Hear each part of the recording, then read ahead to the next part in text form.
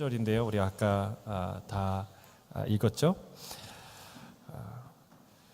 제자들이 주님의 파송을 받고 각지에 흩어졌어요. 복음을 전했습니다. 예수님의 이름을 선포했어요. 그러나 이 복음을 듣고 죽게 나온 자도 있고 주님을 대적한 자들도 생겼습니다. 사랑하는 성도 여러분, 주님을 대적하는 죄가 얼마나 큰가? 그리고 그들은 왜 주님을 대적하였던가? 주님을 대적하는 그들을 향해서 주님은 여전히 어떤 마음을 품으시는가? 이에 대해서 예수님이 오늘 말씀하십니다. 오늘 이 예수님의 마음을 잘 알아서 주님을 더욱 깊이 사랑하게 되는 그런 저와 여러분 되길 주의 이름으로 축복합니다. 오늘 본문 말씀 20절부터 24절까지의 말씀 함께 다시 읽겠습니다. 20절부터 24절까지의 말씀 함께 읽겠습니다. 예수께서 권능을 가장 많이 행하신 고울들이 회개하지 아니하므로 그때 책망하시되 화 있을진저 고라시나 화 있을진저 벳세다야 너희에게 행한 모든 권능을 두로와 시돈에서 행하였더라면 베옷을 입고 제에 앉아 회개하였으리라. 내가 너희에게 이르노니 심판날에 두로와 시돈이 너희보다 견디기 쉬우리라. 가버나움아 내가 하늘에까지 높아지겠느냐 음부에까지 낮아지리라. 내게 행한 모든 권능을 소돔에서 행하였다라면 그 성이 오늘까지 있었으리라. 내가 너희에게 이르노니 심판날에 소돔 땅이 너희보다 견디기 쉬우리라. 예수님이 고라신과 벳세다 그리고 가버나움을 책망하십니다. 이 세 고울은 그리 멀리 떨어져 있지 않은 고울들입니다. 갈릴리 북부 헬몬산에서 흘러내리는 그 물줄기가 갈릴리 호수로 갈릴리 바다로 들어가는 그 입구 즈음에 있는 세 마을이에요. 벳세다는요 특별히 12제자 중에 세 제자 빌립, 안드레, 베드로의 고향입니다. 그들의 홈타운이에요. 여기서 주님은 오병이어의 기적을 놀라운 기적을 행하셨어요. 또 가버나움이라는 곳은요 예수님이 사역하시는 사역 초기에 활동지였어요. 거기에서 예수님이 오병이어 기적을 벳세다에서 했지만 또 여기서는 내가 생명의 떡이다라는 이야기를 이렇게 나눴던 그 가르침을 주셨던 곳입니다. 또 로마 군대가 주둔하던 곳이어서 백부장 기억하시죠? 예, 백부장의 하인을 종을 고쳐 주시기도 하셨고 또 베드로의 장모의 열병을 고쳐 주신 장소이기도 하고 중풍병자와 수많은 귀신 들린 자를 고쳐 주셨어요. 여러분 이 성경에 기록된 것만 이 정도인데 이 외에도 얼마나 많은 일들을 행하셨겠습니까? 주님은 그들에게 내가 너희에게 행한 그 권능을 두로와 시돈에 행했으면 그들이 베옷, 상복이죠. 상복을 입고 앉아서 재를 뿌리면서 재 위에 앉아서 통곡하면서 회개했을 것이다 말하는 거예요. 두로와 시돈은요 지중해 해변에 있는 무역 도시입니다. 부와 가 많아서 아주 풍요로운 도시였어요. 그러나 영적으로는 매우 타락한 도시였죠. 이사야 23장에 보면은 이 두로를 기생으로 표현합니다. 기생. 자신의 부로 열방들과 음행을 하고 간음을 하는 다고 이제 예언합니다. 그렇게 무지하고 죄악 많은 그런 이방 도시도 이방 사람들도 예수님이 이 하신 놀라운 기적과 말씀을 들으면 아마 회개했을 것이다 라고 얘기하는 거예요. 또한 너희들보다 소돔 땅이 심판날에 견디기 더 쉬울 것이다 라고 말씀하십니다. 소돔은 어떤 도시였습니까?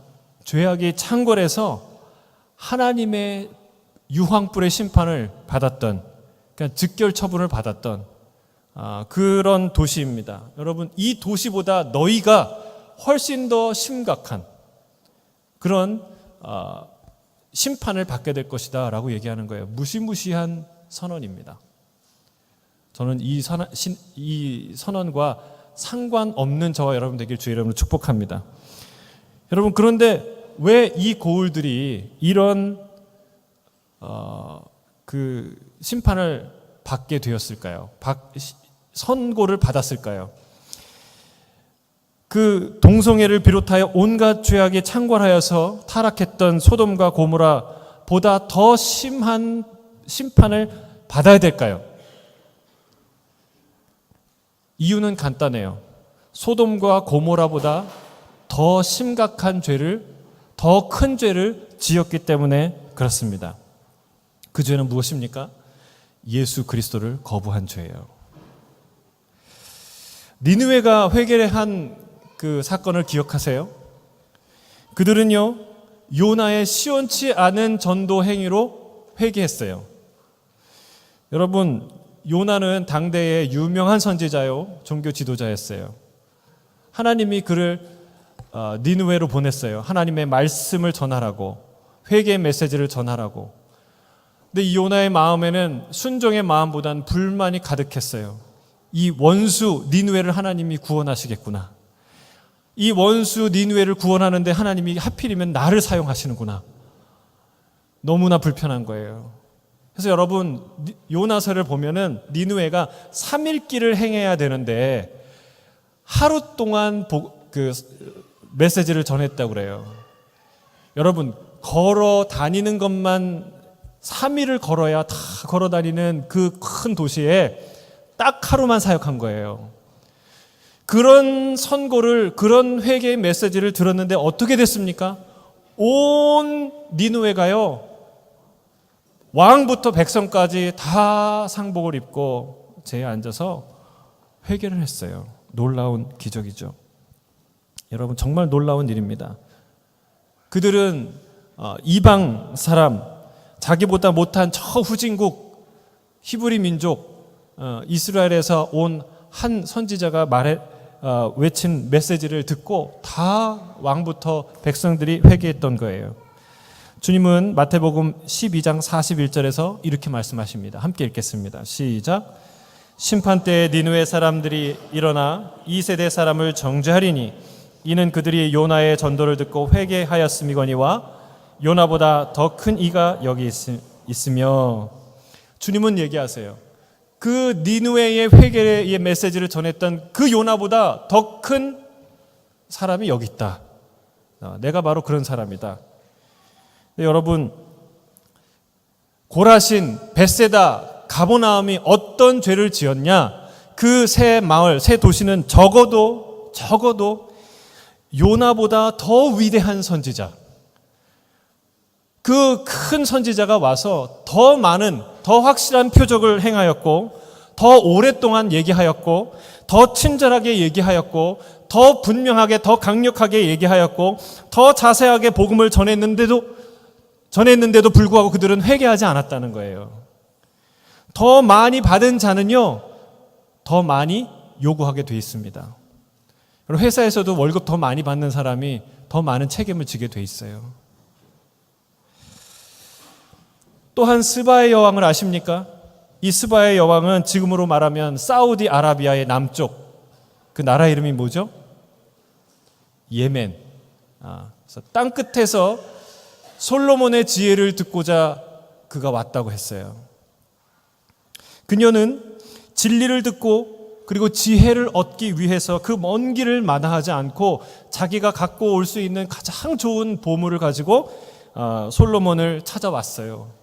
그리고 그 지혜를 듣고 감탄하고 기뻐하고 돌아갔어요.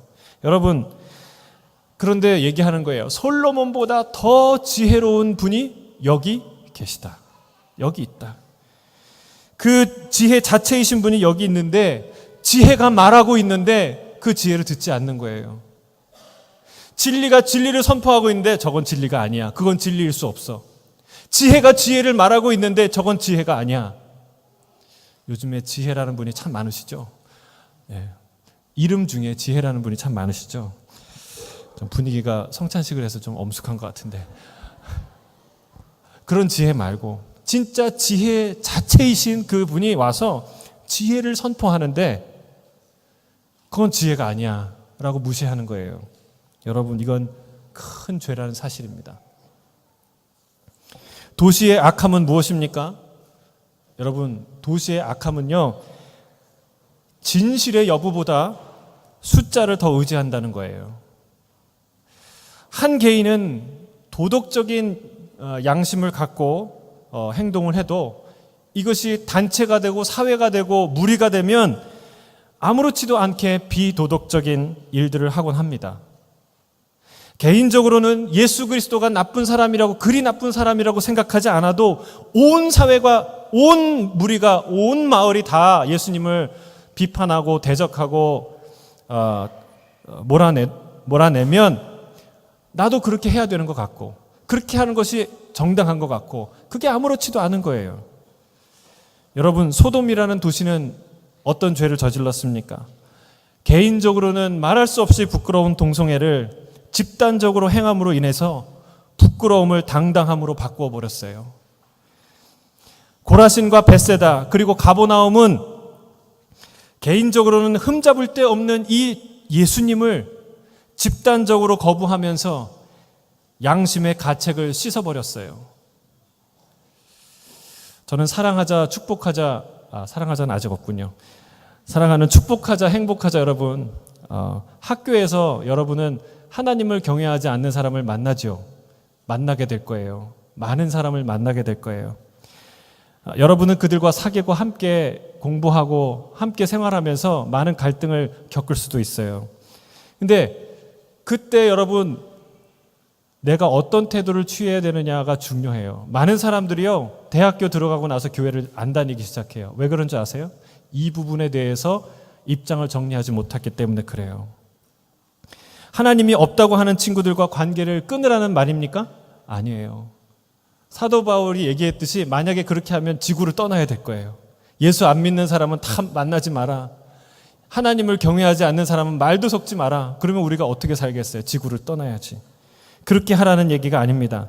여러분이 기억해야 될 것이 있어요. 이거예요. 많은 사람이 지지하는 것을 따를 것이냐, 옳은 것을 따를 것이냐. 자, 따라하겠습니다.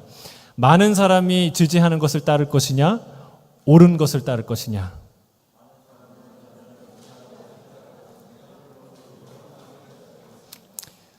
우리 성도들뿐만이 아니라 우리 사랑하자, 축복하자, 행복하자 여러분 꼭 기억하세요. 많은 사람들이 따라야 되는 것이 아니고 옳은 것을 따라야 돼요. 우리는 옳은 것이면 이게 옳은 것이다 그러면 안심이 되어야 되는데 몇 명이 지지하는가가 더 중요해요. 더 많은 사람들이 지지하면 안심합니다. 다수 쪽 편에 서면 교양 있는 사람처럼 행세를 합니다. 많은 사람이 서로를 인정해 주기 때문에 그렇습니다. 적은 사람이 지지하는 의견을 주장하면 요즘 그런 생각 누가 하냐고 얘기합니다. 일축합니다. 그리고 무시합니다. 여러분, 이건 위험한 태도죠. 우리 예수님은 당대의 주류 사회에서 철저히 무시와 외면을 당했다는 사실을 반드시 기억해야 될 줄로 믿습니다. 숫자에 속지 말아야 하는 것이죠. 사랑하는 성도 여러분, 제가 항상 소수가 옳다는 말을 하는 것이 아닙니다. 소수만이 진실이다라고 얘기하는 것이 아니에요. 진실은 소수에만 있다라고 얘기하는 것이 아닙니다. 다수든 소수든 우리가 숫자에 속으면 안 된다는 거예요. 우리는 숫자가 아니라 옳은 것을 따라야 한다는 사실입니다. 우리가 싸워야 할 대상은요, 헛된 세상적 가치관에 물든 사람들이 아니라 헛된 세상적 가치관 자체예요. 우리 사랑하는 학생 여러분, 다시 한번 얘기합니다. 우리가 싸워야 될 대상은 헛된 세상적, 우상숭배적 세계관에 물들은 사람들이 아니라 우상숭배적 헛된 세계관 자체라는 거예요. 그것들과 싸워서 그 안에 속해 있는 사람들을 구해내야 되는 거예요. 진리의 안으로, 빛 안으로 끌어와야 되는 거예요. 그게 빛과 소금의 역할인 줄로 믿습니다. 저와 여러분이 또 우리의 자녀들이 이 일을 감당하게 될 줄로 믿습니다. 예수님은요, 더 많은 권능을 행한 도시에서 배척을, 더 큰 냉대를 받으셨다고 말합니다. 여러분, 이게 가능할까요? 기적을 더 많이 행했어요. 그런데 더 큰 냉대를 받아요. 이게 가능할까요? 가능하다고 말하는 거예요. 더 많은 권능을 보았다면 더 많은 사람이 믿고 더 많이 회개하고 더 큰 믿음을 가져야 될 거 아닙니까? 그게 순리가 아니겠습니까? 그러나 현실은 그렇지 않다고 말하는 거예요. 사랑하는 성도 여러분, 우리가 구할 것은 더 큰 권능이 아닙니다. 권능은 진리 자체를 가리키는 손가락에 불과해요. 여러분, 얼마 전에 35년 만에 한 번 뜬다는 슈퍼 블루 블러드 문이 떴어요. 엊그젠가요? 며칠 전에 떴어요. 네. 봤나요? 보셨나요? 네, 저는 인터넷으로 봤어요. 그날 흐려갖고 많이 못 봤을 거예요. 근데 슈퍼 블루 블러드 문을 향해서 저 달을 봐라. 저 달은 35년 내에 한 번 뜨는 그런 달이야 라고 손가락으로 그 달을 가리켰어요. 근데 사람들이 다 보면서 이 손가락만 보는 거예요. 이 손가락만 보면서 어디 달이 어디 있어? 손가락밖에 없잖아 라고 말한다면 여러분 얼마나 어처구니 없어요. 여러분 이런 상황이라는 거예요. 하나님이 큰 권능을 행하셨는데 이 권능은 살아계신 하나님이, 구원자 하나님이 여러분 중에, 너희 중에 이 앞에 오셨다라는 사인인데, 슈퍼 블루 블러드 문보다 더 놀라운 이 사인이 당신 앞에, 여러분 앞에 서 있다는 증거인데, 여러분 권능은 보는데 그 뒤에 계신 하나님은 안 봐요. 그게 안 보여요. 여러분 이건 비극이 아니겠습니까? 희대의 최극의 어리석음 아니겠습니까? 여러분, 사람들이 권능을 보았는데 거기서 하나님을 못 본다면, 하나님을 발견하지 못한다면 그건 참으로 허망한 일이 되고 맙니다. 우리가 진짜 구해야 될 것은 더 강력한 권능이 아니라 권능 구해야죠. 권능 공동체죠. 성령이 우리에게 권능을 주시죠. 그러나 여러분, 그 권능보다 우리에게 더욱 필요한 것은 진리 자체를 분별할 수 있는 능력, 그리고 그것을 받아들일 수 있는 순수함, 그 용기인 줄로 믿습니다.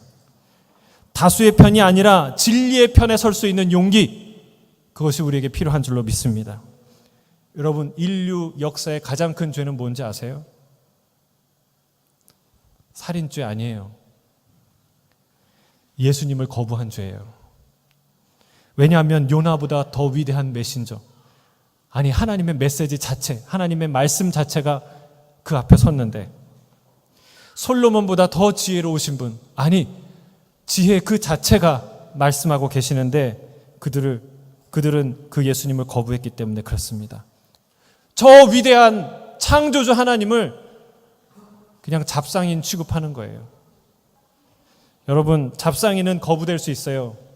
그러나 한 나라의 왕이 백성을 찾았을 때는, 그 영광을 가지고 백성을 찾았을 때에는 마땅히 그 왕에 대한 예를 갖춰야 될 줄로 믿습니다. 유대인들이 왜 고난을 당했나요? 2000년 동안 왜 저런 끔찍하고 혹독한 고난과 유리방황을 경험해야 됐을까요?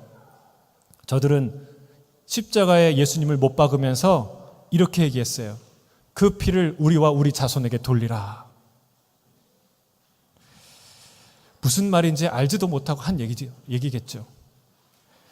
저들은 역사상 가장 의로운 분을 가장 불의한 자처럼 대했습니다. 주님은 여전히 이스라엘을 사랑하시죠. 사랑하시나 그러나 그 어마어마한 죄는 간과할 수 없는 죄라는 거예요. 예수님을 거부한 죄는 인간이 지을 수 있는 죄 중에 가장 큰 죄인 줄로 믿습니다. 여러분, 이 사실을 깨달아야 돼요. 예수님을 거부하는 죄는 그보다 더 큰 죄는 없어요. 왜 저 도시들, 저 마을들의 사람들은 그 큰 능력과 권능을 다 받으면서도 주님을 거절했을까요? 그 이유가 25절, 27절에 나옵니다. 함께 읽겠습니다. 25절부터 27절 시작.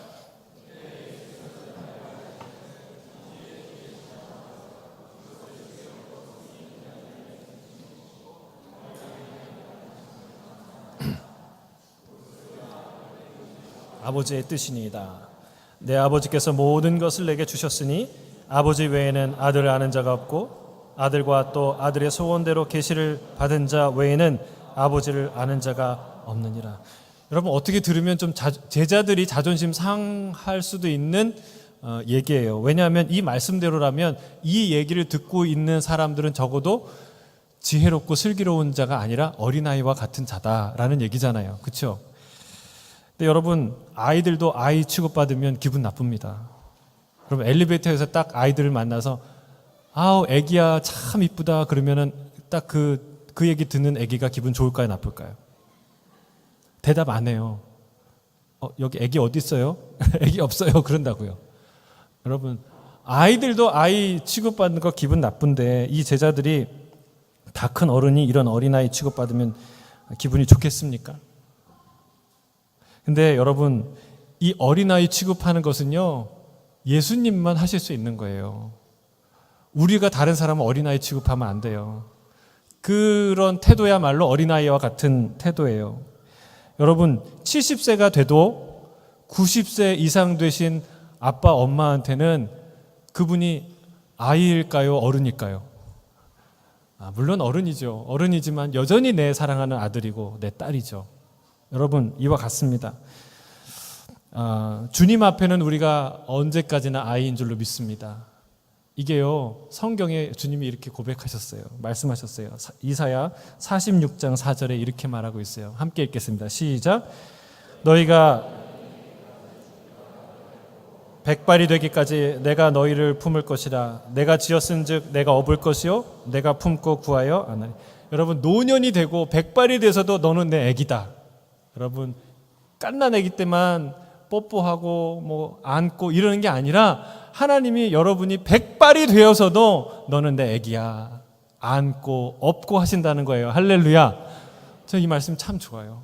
여러분, 우리가 나이가 들어서 주님하고 안기려고 그러면 아이 징그러워 너 이렇게 하지 않으신다는 거예요. 하나님이 그래 내 사랑하는 딸, 내 새끼 이러는 거예요. 하나님이 우리를 그렇게 품어주신다는 거예요. 여러분, 오늘 본문에서 예수님이 언급하신 지혜롭고 슬기로운 자라는 사람은요, 세상적 지혜를 자랑하는 사람을 뜻합니다. 그들은 어른 행세를 하는 어린아이와 같습니다. 여러분, 어른 행세하는 어린아이를 우리가 뭐라고 얘기하나요? 예? 애늙은이라고 하죠. 예? 어른 행세하는 아이. 스스로 어른이라 착각하는 그런 아이보다 자기가 아이라는 거 알고 정말 스스로 순순히 엄마 아빠 품에 그냥 안기는 그런 사람, 그런 아이가 진짜 더 건강한 아이인 줄로 믿습니다. 어른인 체하고 이런 게 아니라 아이 같은 아이. 주님이 말씀하시는 어린아이란 후자와 같은 아이를 뜻하는 것이죠. 그런 사람을 뜻하는 것이죠. 자기의 각종 학력과 경력을 자랑하며 스스로 깨어있는 지식인이라고 생각하면서 하나님의 말씀을 대적하는 자는 전자와 같은 존재라는 거예요. 그들은 바울의 말처럼 항상 배우나 진리에는 도달하지 못하는 자인 줄로 믿습니다. 여러분, 지혜는 하나님이 주십니다. 여러분 믿으십니까? 지혜는 하나님이 주세요.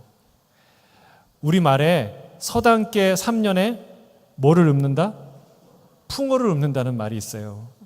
여러분, 근데 이건 속담이죠. 진짜 개가 아니에요. 여기 서당계라는 것은 개가 아니라 좀 우리가 천하게 여기고 별 볼 일 없는 사람을 뜻하는 거예요. 진짜 개는 3년이 아니라 300년을 가르쳐도 3000년을 서당에 보내놔도요 못 배웁니다. 절대 못 배웁니다.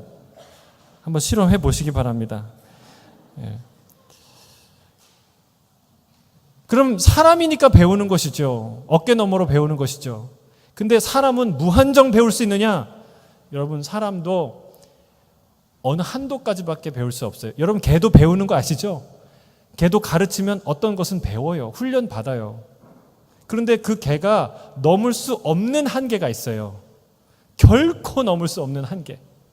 여러분, 인간에도 이런 게 있다는 거예요. 늘 자기가 성장하는 것 같지만, 늘 배우는 것 같지만, 여러분, 어떤 수준 이상을 넘어가지 못한다는 거예요. 그래서 사도 바울이 얘기하는 거예요. 항상 배우나 진리에 도달하지 못한다.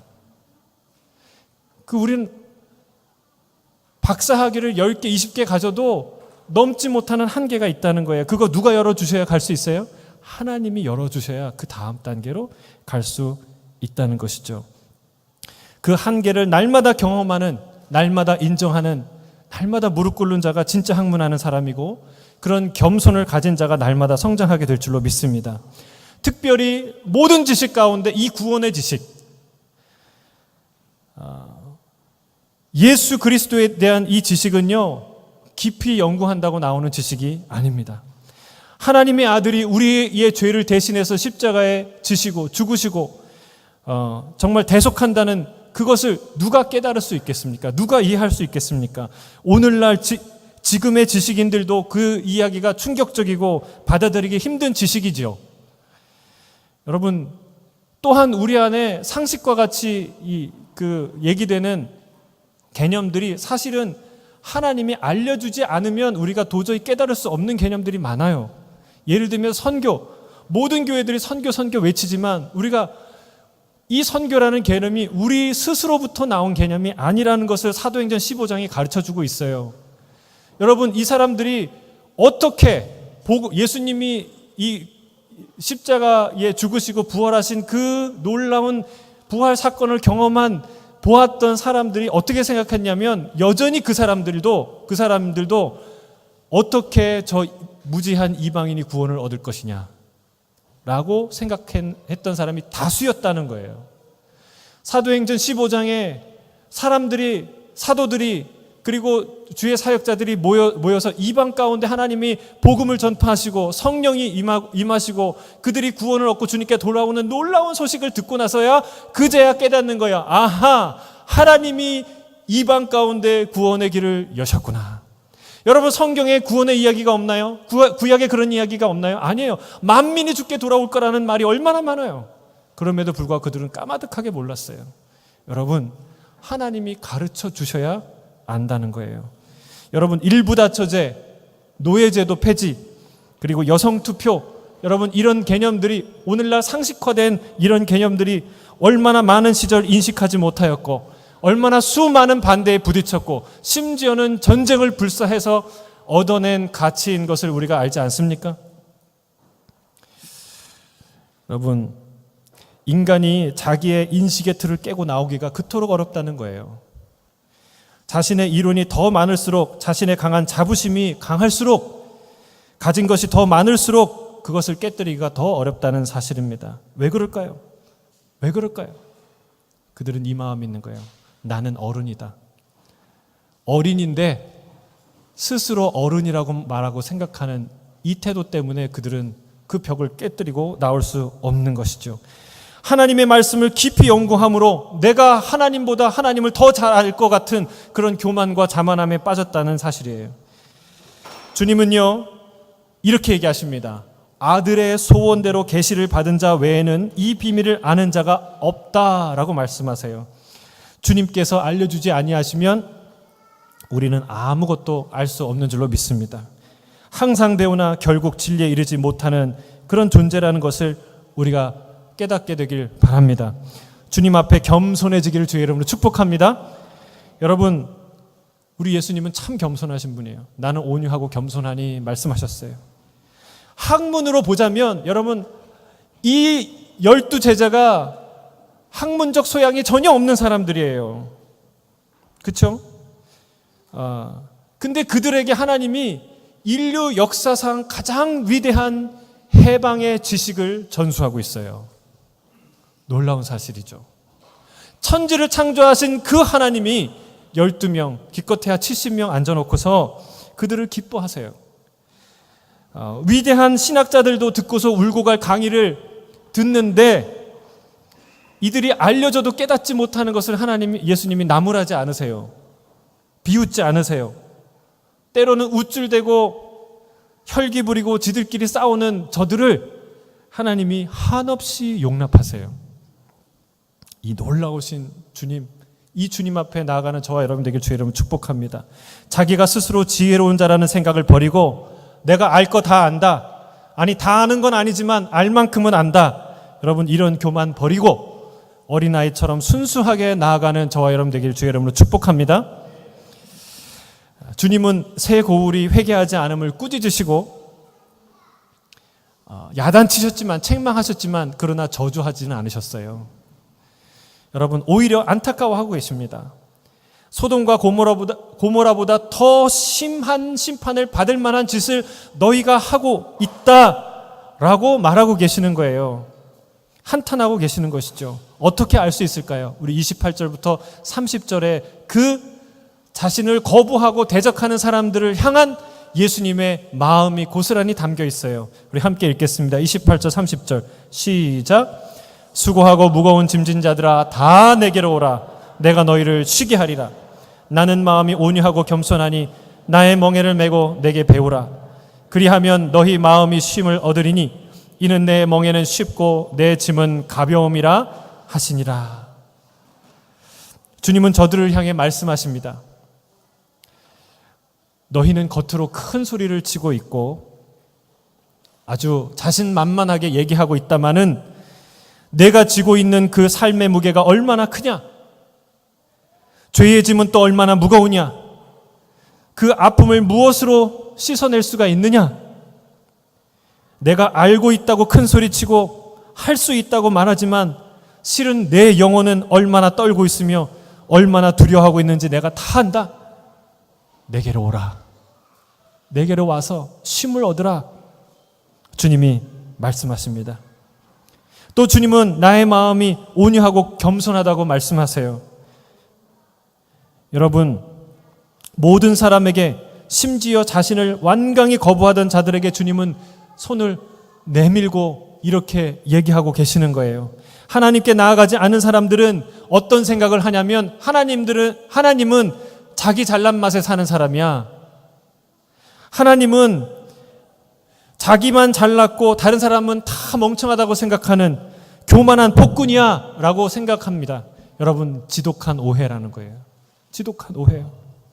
한 달란트 받은 자가 주인을 완고한 자라고 오해했던 것처럼 여러분, 하나님 앞에 나가지 않는 자는 하나님을 그렇게 오해하고 하나님 앞에 나가지 않는 것이죠. 이 오해는 어디로부터 온 것입니까? 사탄으로부터 오는 거예요.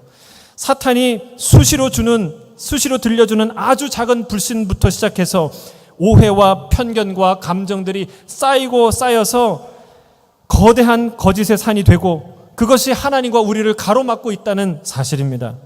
여러분, 예수님처럼 온유한 분이 어디 계세요?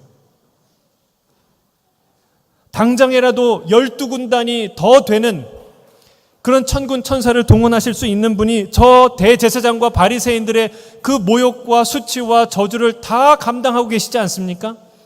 여러분, 우리는요, 조금만 나 욕해도요, 못 견뎌요.